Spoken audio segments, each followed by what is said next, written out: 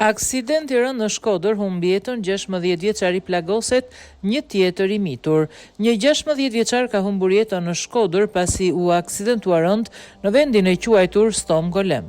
Mësohet se bashkë me viktimën udhëtonte edhe një 14 vjeçar dhe është aksidentuar rënd po ashtu.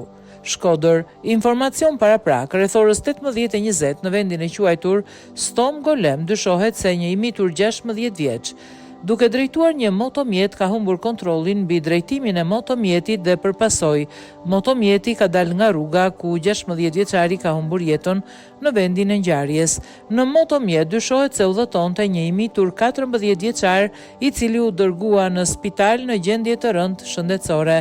Grupi hetimor në drejtimin e prokurorisë po vijon punën për sqarimin e rrethanave dhe shkakut të aksidentit, njoftoi policia.